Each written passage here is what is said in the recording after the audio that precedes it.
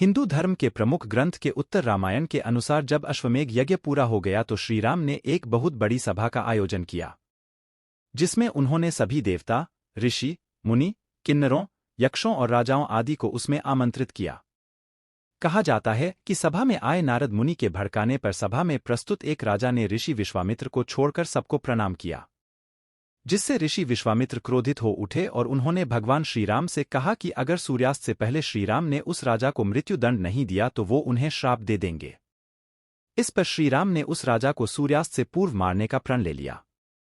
श्रीराम के प्रण की खबर पाते ही राजा भागा भागा हनुमान जी की माता अंजनी की शरण में गया तथा बिना पूरी बात बताए उनसे प्राण रक्षा का वचन मांग लिया।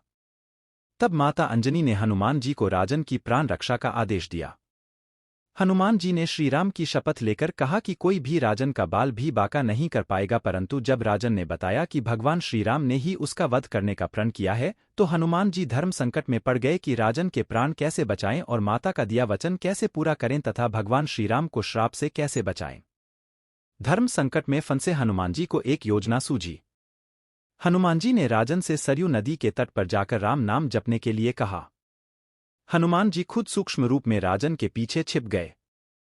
जब राजन को खोजते हुए श्रीराम सरयू तट पर पहुंचे तो उन्होंने देखा कि राजन राम राम जप रहा है। प्रभु श्रीराम ने सोचा, ये तो भक्त है, मैं भक्त के प्राण कैसे ले लूं? श्रीराम ने राजभवन लौटकर ऋषि विश्वामित्र से अपनी दुविधा कही।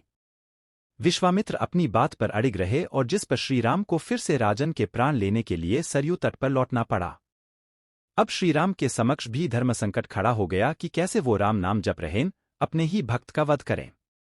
राम सोच रहे थे कि हनुमान जी को उनके साथ होना चाहिए था, परंतु हनुमान जी तो अपने ही आराध्य के विरुद्ध सूक्ष्म रूप से एक धर्म युद्ध का संचालन कर रहे थे। हनुमान जी को यह ज्ञात था कि राम नाम जपते हुए राजन को कोई भी नहीं मार सकता, खुद मर्यादा पुरुषोत्तम राम भी नहीं। श्रीराम ने सरयू तट से लौटकर राजन को मारने के लिए जब शक्ति बाण निकाला तब हनुमान जी के कहने पर राजन राम राम जपने लगा। राम जानते थे राम नाम जपने वाले पर शक्तिबाण असर नहीं करता। वो असहाय होकर राजभवन लौट गए।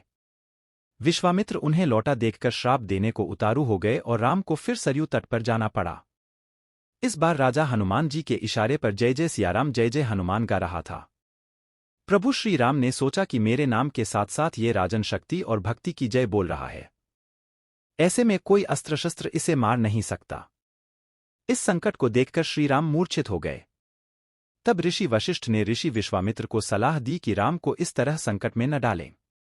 उन्होंने कहा कि श्रीराम चाहकर भी राम नाम जपने वाले को नहीं मार सकते, क्योंकि जो बल राम के नाम में है और खुद राम में नहीं है। संकट बढ़ता देखकर ऋषि विश्वामित्र ने राम को संभाला और अपने वचन से मुक्त कर दिया। मामला संभलते देखकर राजा के पीछे छिपे हनुमान वापस अपने रूप में आ गए और श्रीराम के चरणों में आ गिरे। तब प्रभु श्रीराम ने कहा कि हनुमान जी ने इस प्रसंग से सिद्ध कर दिया है कि भक्ति की शक्ति सदैव आराध्य की ताकत बनती है तथा सच्चा भक्त सदैव भगवान से भी बड़ा रहता है। इस प्रकार हनुमान जी ने राम नाम के सहारे श्री राम को भी हरा दिया।